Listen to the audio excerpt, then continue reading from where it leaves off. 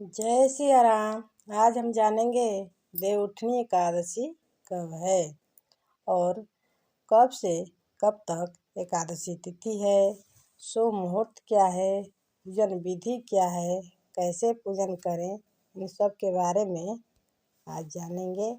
तो वीडियो के अंत तक बने रहें। चलिए वीडियो को शुरू करते हैं। सनातन धर्म में देवउठनी एकादशी का बहुत बड़ा विशेष महत्व है। इस साल देवउठनी एकादशी 23 नवंबर को मनाई जाएगी। देवउठनी एकादशी को छोटी दिवाली भी कहा जाता है। देवउठनी एकादशी दिवाली के 11वें दिन आने वाली एकादशी को कहा जाता है। इस दिन देश भर में शादियों का सीजन भी शुरू हो जाता है।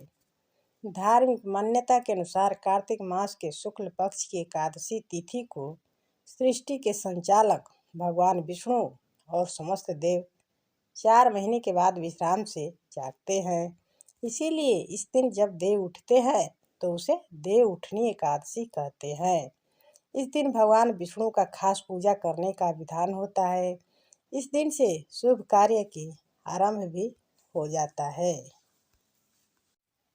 देवउठनी एकादशी की तिथि का शुरुआत 22 नवंबर रात 11:03 पर होगी और देवउठनी एकादशी का समापन 23 नवंबर रात 9:01 पर होगा।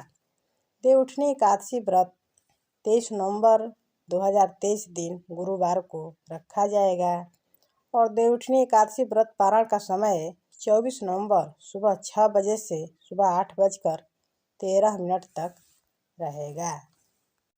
देवउठनी एकादशी पर चातुर्मास का समापन भी हो जाता है और शुभ मुहूर्त काल का आरंभ भी इसी दिन से हो जाता है। देवउठनी एकादशी को अबुझ मुहूर्त भी माना गया है और इसके अगले ही दिन तुलसी विवाह भी होगा। इसीलिए धार्मिक मान्यताओं के अनुसार देवउठनी एकादशी के दिन कोई भी कार्य करने से बहुत तेजी से सफलता मिलती है। देवउठनी एकादशी से भगवान विष्णु पाताल लोक से अपने वैकुंठ धाम में आ जाते हैं और इसी दिन से सृष्टि के सारे कार्यभार को संभाल लेते हैं। 4 महीना योग निद्रा में भगवान रहते हैं और देवउठनी एकादशी के ही दिन योग निद्रा से बाहर आते हैं। देवउठनी एकादशी पर भगवान के जागने के कारण इस दिन कोई भी शुभ कार्य जैसे विवाह, मुंडन, सगाई, गृह प्रवेश आदि कोई भी कार्य किए जा सकते हैं। देवउठनी एकादशी के ही दिन तुलसी माता की पूजा करने का भी विशेष महत्व होता है। इस दिन तुलसी के चारों ओर आटे और हल्दी से स्तंभ बनाकर उनकी पूजा की जाती है और उनकी परिक्रमा भी की जाती है। इसके बाद तुलसी के साथ आंवले का भी गमला में लगाना शुभ होता है और इस दिन शंख चक्र और भगवान के विष्णु तिलक बनाकर उनकी भी पूजा करना चाहिए।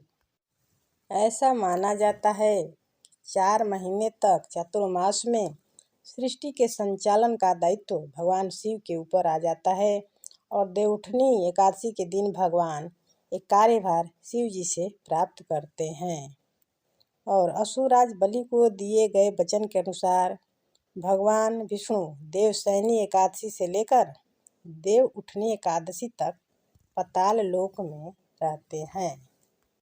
इस साल देवउठनी एकादशी पर 3 शुभ योग भी बन रहे हैं। 23 नवंबर को देवउठनी एकादशी पर 3 योगों का निर्माण कौन कौन हो रहा है ये भी जान लेते हैं। उस दिन रवि योग सुबह 6:50 से शाम 5:16 तक रहेगा और सर्वार्थ सिद्ध योग शाम 5:16 से अगले दिन सुबह 6:51 तक रहेगा। वहीं सिद्ध योग दिन में 11:54 से अगले दिन 9:05 तक रहेगा। इन 3 शुभ योगों में जो चाहे वो कर सकते हैं, कोई भी शुभ कार्य या कोई भी पूजा पाठ कर सकते हैं। इसका कई गुना लाभ बढ़कर मिलेगा। भगवान विष्णु को समर्पित एकादशी के दिन केला, आम, अंगूर आदि के साथ सूखे मेवे जैसे बादाम, पिस्ता आदि का सेवन किया जा सकता है। इसके अलावा सभी प्रकार के फल, चीनी, कुट्टू, आलू, साबूदाना, शकरकंद, जैतून, नारियल, दूध, बादाम, अदरक, काली मिर्च, सेंधा नमक आदि का सेवन किया जा सकता है। इसीलिए इन सब चीज़ों में जो अच्छा लगे देव उठनी एकादशी के दिन चाहे तो खा सकते हैं।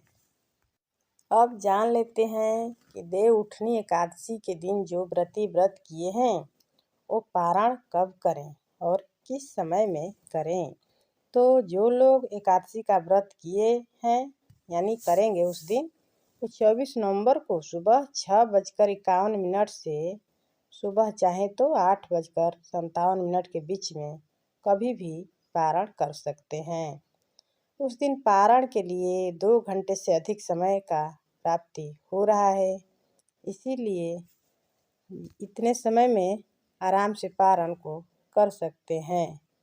24 नवंबर को द्वादशी तिथि की समाप्ति शाम 7:06 पर हो जाएगी। देव उठनी एकादशी पर उपाय के तौर पर चाहें तो तुलसी जी में, बिल्व वृक्ष में और आंवला में, शमी में दीप दान कर सकते हैं इन वृक्षों के नीचे, और गंगा जी के सामने भी उनके घाटों पर दीप दान कर सकते हैं। अगर गंगा जी पास में नहीं है तो कोई भी तालाब, सरोवर, पोखरे इत्यादि हो उनके यहाँ भी जाकर दीप दान कर सकते हैं। इस दिन विष्णु सहस्त्र नाम पढ़ने से भी सारी मनोरथें सिद्ध होती हैं और माता तुलसी जी के इस दिन विशेष पूजा करना चाहिए, क्योंकि पूजन करने से माता तुलसी जी इस दिन प्रसन्न होकर बहुताय फल और आशीर्वाद भी देती हैं। इस दिन तुलसी माता जी की पूजन करने से उनकी कृपा विशेष कर भक्तों पर बरसती है। द्वादशी तिथि को व्रत खोलने से पहले यथार्थ शक्ति अनुसार कुछ दान दक्षिणा दे देना चाहिए और व्रत के दिन सुबह में ही व्रत का संकल्प ले लेना चाहिए और भगवान विष्णु का ध्यान करते हुए उनसे आज्ञा लेकर तुलसी दल और गंगाजल जी के साथ अपना व्रत खोलना चाहिए। तो आज के लिए बस इतना ही। अगले वीडियो में फिर कोई नई जानकारी के साथ उपस्थित होंगे। तब तक के लिए जय सिया राम, धन्यवाद। प्लीज़ लाइक, शेयर, सब्सक्राइब जरूर करें।